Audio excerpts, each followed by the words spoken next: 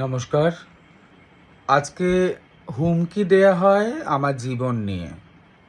আমি যদি আমার শ্যামবাজারের বাড়িতে ফিরি তাহলে আমি হয়তো প্রাণে বাঁচব না। ভিডিওটা দেখুন, তারপরে আমি বলছি এর কারণটা। ভিডিওটা ভালো করে দেখুন।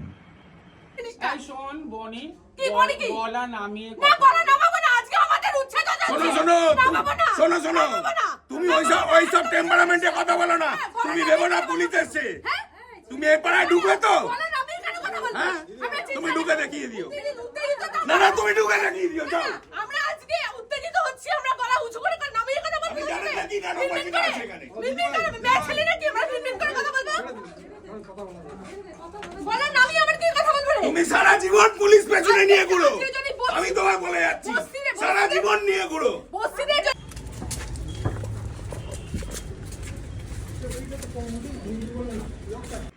এই যে হুমকিটা যেটা দিচ্ছেন ভদ্রলোক, অভদ্র বলবো না, কারণ আমি সেই রকম মানুষ নই যে কাউকে আমি অভদ্র বলতে পারি।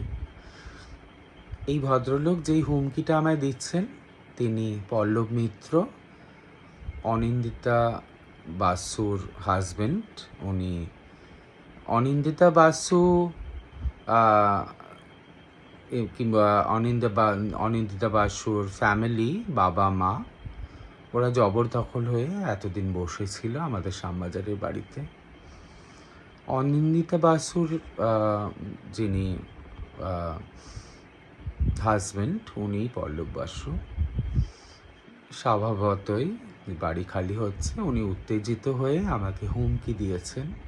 তার প্রোফাইল আপনাদের সামনে দেখাচ্ছি। বিচার করার দায়িত্ব আপনাদের।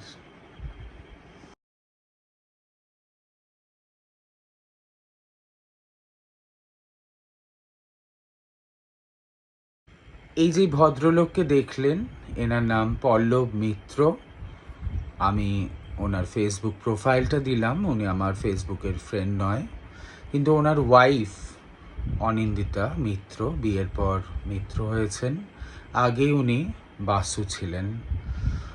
আমি আমার শ্যামবাজারের বাড়িতে বহু প্রতীক্ষিত কেসে জিতে আমরা বাড়িওয়ালা, ওখানে 3/C স্যাম স্কোয়ার ইস্ট আমাদের বাড়ির অ্যাড্রেস।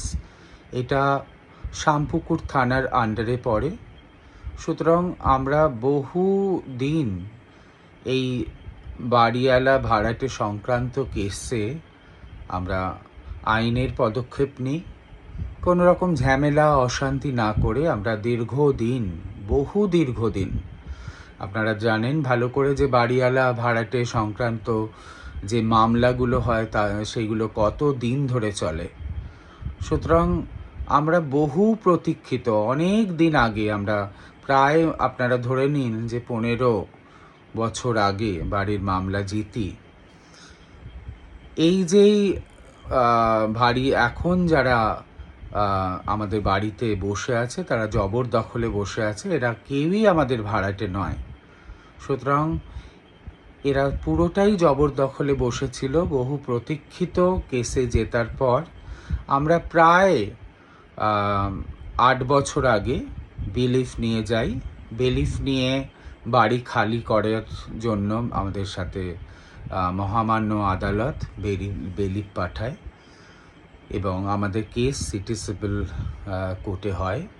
সেইখান থেকে জয়ী হওয়ার পর যখন বিলিফ নিয়ে আমি যে গেছিলাম, বিলিফের সাথে যেহেতু সাইন করেছিলাম আমি পেপারে, বিলিফের সাথে আমি যখন আমার বাড়ি দখল নিতে যাই, ওদের রিকোয়েস্ট করি, তখন বিভিন্ন রকম গালিগালাজ করে আমাদের হাত তুলে মারামারি করে আমাদের বিলিফ এবং আমাকে আমার বাড়ি থেকে বিতাড়িত করা হয়।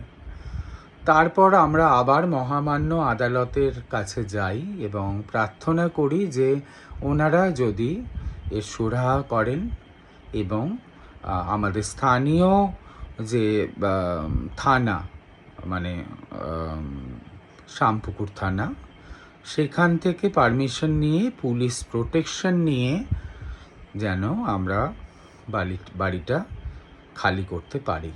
এটা আমাদের আবেদন ছিল। সেই আবেদন পেতে পেতেও আমাদের প্রায় 8 বছর সময় চলে গেছে। আমরা যারা বাড়িওয়ালা, যাদের আমাদের বাড়ি আছে, যারা দরকারি কিংবা প্রয়োজনে আমরা ভাড়া দিই অনেকটা পয়সার জন্য কিংবা বাড়ি যাদের প্রয়োজন হয় তাদের জন্য, কিন্তু অগথা আমাদের কতটা যে হেনস্থা হতে হয় সেটা বাড়িওয়ালা ছাড়া আর কেউ বোঝে না। এরকম কলকাতায় বহু কেস আছে যেগুলো বাড়িওয়ালারা বাড়ি ছেড়ে অন্য জায়গার ভাড়া নিয়ে থাকে, কিন্তু নিজের বাড়িতে তারা স্থান পায় না। তারপরে এই যে এই বাড়ির ব্যাপারটা আপনারা দেখছেন, এরা আমাদের নিজস্ব বাড়িওয়ালা, ভাড়াটেও নয়, সুতরাং এরা পুরোটাই জবরদখলে বসেছিল। তারপর যখন আমরা দীর্ঘ প্রতীক্ষিত এই কেসেও জিতি এবং থানার পারমিশনটাও যেটা আজকে পাই, আজকে মঙ্গলবার, আজকে সকাল 4:10 বাজে। ভাবছিলাম ভিডিওটা আমি দেব কি দেব না, কিন্তু এরকম একটা লাইফের থ্রেড যেটা আমার জীবন নিয়ে, আর এত অসভ্য বলবো না, বলাটা আমার উচিত নয়, কারণ আমার বলাটা শোভাও পায় না, কিন্তু ডিরেক্ট যেই হুমকিটা পেয়েছি সেটা আমার মনে হলো যে আপনাদের সাথে শেয়ার করা উচিত। আর আপনারাও যদি পারেন এই ভিডিওটা শেয়ার করবেন। আমার বলার একটাই উদ্দেশ্য, আমরা কোনো রকম গায়ের জোর করিনি, সম্পূর্ণটাই আইনতভাবে গেছি, থানার মাধ্যমে গেছি, স্থানীয় থানার মাধ্যমে। তা সত্ত্বেও আমাকে একটা হুমকি দেওয়া হয় এবং আজকে বাড়িটা বেলিফ এবং স্থানীয় যে থানা, শ্যামপুকুর থানা, তাদের আমি যথেষ্ট সম্মান করি, তাদের জন্যই আজকে বাড়িটা আমরা দখল পাই। আর এই দখলের প্রথম যেই রাত, সেইটা থানা থেকে বলে যে আপনাদের থাকতে হবে ওইখানে। আমার কাজের জন্য আমি আমার বাড়িতে ফিরে আসি, কিন্তু আমার দাদা প্রলয় সেনগুপ্ত সেই বাড়িতে থাকছে এখনও রাত উনি আছেন। আমি বারবার করে ফোন করছি। সুতরাং এরম হুমকি এবং ভবিষ্যতে যদি আমাদের কোনো রকম বিপদ হয়, তাহলে সেই সাক্ষী আমার ফেসবুকের বন্ধুরা।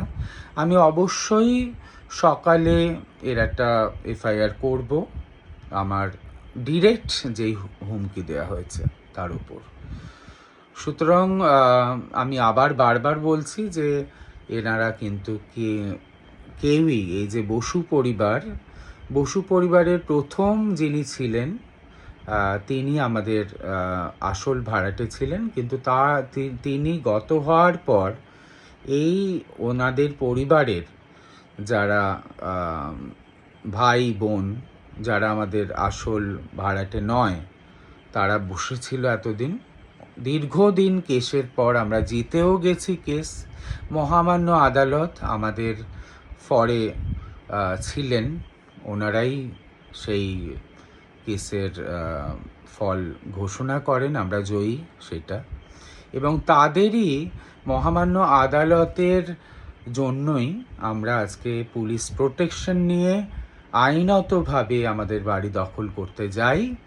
সেইখানে এরকম জীবনের একটা হুমকি পাই যে আমি পাড়াতে ঢুকলে ওনারা দেখবেন যে আমি বেঁচে ফিরতে পারি কিনা, আর আমি কতদিন পুলিশের প্রোটেকশন নিয়ে আমার জীবন কাটাবো। সুতরাং আমি বন্ধুরা আপনাদের কাছে এই কারণেই এসছি আজকে। আমি অনেক ভাবনা চিন্তা করার পরেই এই ভিডিওটা করছি। আমি তো অবশ্যই কালকে সকালবেলায়, মানে আজকে সকালবেলায় দিন থাকতে না থাকতে আমি থানায় গিয়ে রিপোর্ট করব এই ভিডিও এবং আমার হুমকির ব্যাপারে।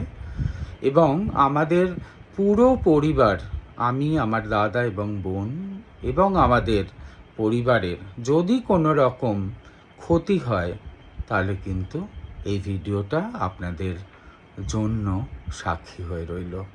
সাথে থাকবেন, পাশে থাকবেন। আর আমরা যারা আমাদের যাদের প্রপার্টি আছে, বাড়ি আছে, তাদের আমি রিকোয়েস্ট করব তারা খুব সাবধানে অন্যজনকে থাকতে দিন। কারণ আজকালকার দিনটা জানেন তো ভালো মানুষের জন্য নয়।